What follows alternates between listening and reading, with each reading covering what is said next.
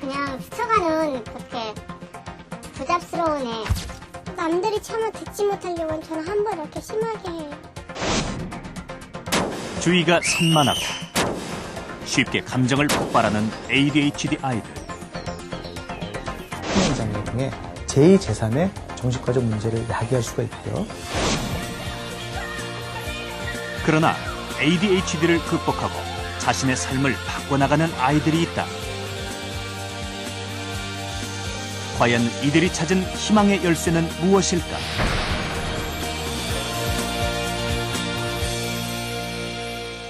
토마스 에디슨과 아인슈타인, 그리고 레오나르도 다빈치, 베토벤. 이들에겐 모두 공통된 수식어가 있습니다. 천재적이라는 평가가 바로 그것이죠. 그런데 이 외에 이들은 또 하나의 공통점을 갖고 있습니다. 바로 이들 모두가 ADHD 성향을 가진 사람들이었다는 점입니다. ADHD, 우리말로 주의력 결핍 과잉 행동장애를 뜻하는 ADHD는 말 그대로 주의력이 떨어지고 충동적이며 과잉 행동을 보이는 것이 주된 증상입니다. 지난해 서울시에서 조사한 바에 따르면 우리나라에서 ADHD 증상을 보이는 초등학생이 한 학급당 2~3명에 달한다고 합니다. 상당히 높은 비율이죠. 지금 이 방송을 보시는 부모님들 중에서는 우리 아이도 산만한데 혹시 ADHD가 아닐까 걱정하시는 분들도 계실 겁니다. 아이들을 괴롭히는 마음의 병 ADHD, 과연 어떻게 찾아오는 것일까요?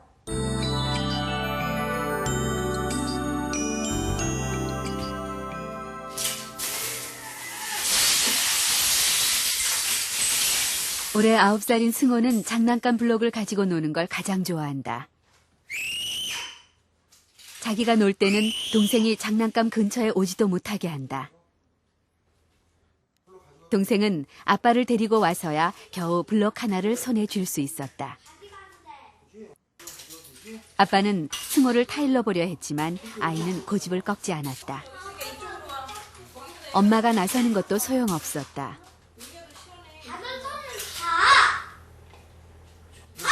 승호는 쉽게 화를 내고 소리를 질렀으며 주변 사람의 말은 듣지 않으려 했다.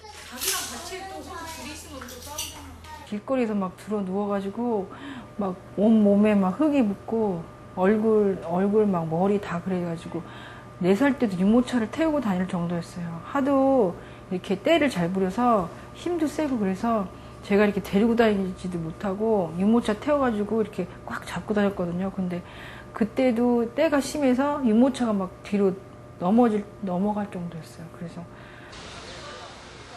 그렇다면 승호에게 어떤 문제가 있는 것일까? 소아정신과에서는 먼저 ADHD일 가능성을 의심하고 간단한 설문 검사를 실시했다. 아직 잘 못해요. 여기 앉아, 의자 위에. 그러나 검사는 쉽게 진행되지 못했다. 빨리 와. 승호는 잠시도 가만히 앉아 있으려 하지 않았다. 한참을 기다린 끝에야 간신히 검사가 시작됐다. 귀 몇 개야? 네. 어휴, 대답 잘하네. 멍멍이 다리는 몇 개지?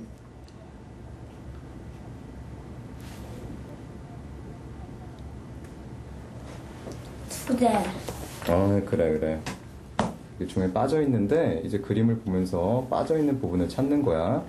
자, 이 그림에서는 어디가 빠져 있을까? 할머니. 할머니 그림이야? 할머니 왜 안 할머니? 오시지? 할머니. 승호는 질문과는 상관없는 엉뚱한 얘기들을 늘어놓았다. 여기 와봐. 근데 어디지? 이리 와. 그런 거 아무거나 하면 안 돼. 이쪽으로 와. 자, 불 켜. 더 이상은 검사를 진행할 수 없었다. 지나치게 산만한 모습을 보이는 승호. 현재 어떠한 상태일까? 아주 산만한 그리고 행동이 많은 전형적인 ADHD의 모습을 갖고 있는 아이입니다.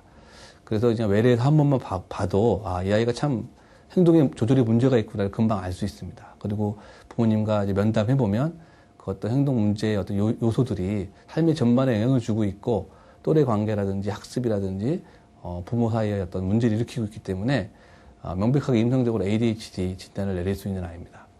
문제는 이 아이는 ADHD만 있는 아이가 아닙니다. 이 아이는 함께 뇌의 발달, 특히 어떤 지적 능력의 발달의 저하를 같이 갖고 있고 초등학생들이 모여있는 한 공부방. 조용하게 공부하는 아이들 틈에서 유독 눈에 띄는 한 아이가 있다. 올해 10살인 강민.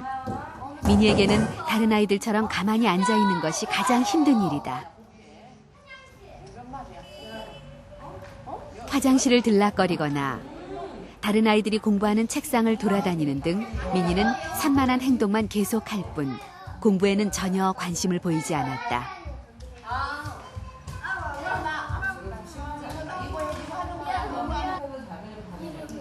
책은 펼쳐져 있지만 민희는 자기 자리에는 잘 앉지 않는다. 선생님 혼자서는 민희의 부산함을 감당할 수 없을 정도다.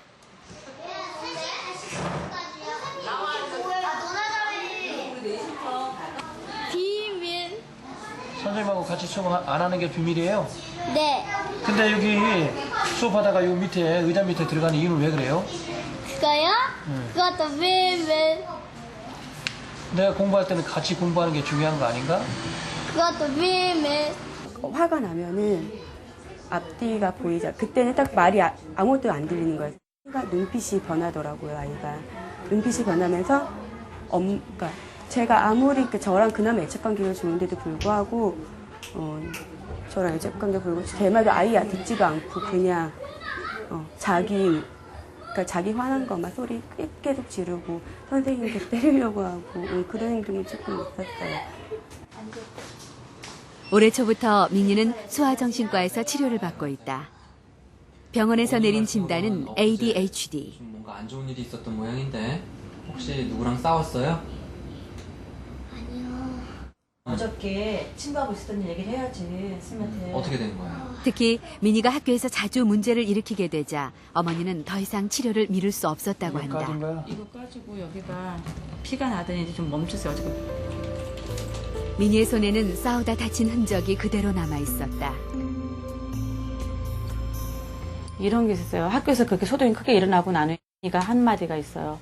어느 정도 제정신이 딱 돌아오면요. 자기를 죽여달라 그래요. 야, 그렇게 한바탕 소동이 다 일어나고 나면 끝말이 그래요. 다른 선생님한테 그랬대요. 남자 선생님한테. 자기 좀 죽여달라고. 자기 때문에 힘든가 봐요. 그게.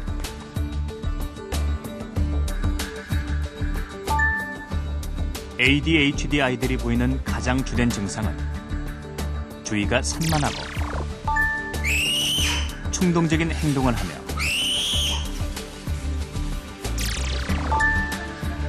자기 감정을 조절하지 못하는 모습을 보이는 것이다.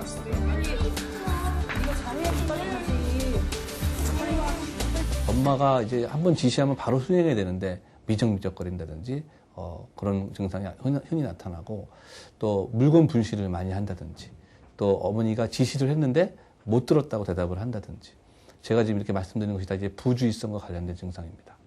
그 외에 이제 과잉 행동성, 충동성 증상이 있는데 이거는 쉴 새 없이 움직인다든지요. 늘 시끄럽게 논다든지 뭐 자기 차례를 못 기다리든지 불쑥불쑥 끼어든다든지. ADHD의 발병 원인으로는 유전 요인, 환경 요인 등 여러 가설이 제기되는데 그중 하나로 전두엽 기능에 이상을 들 수 있다.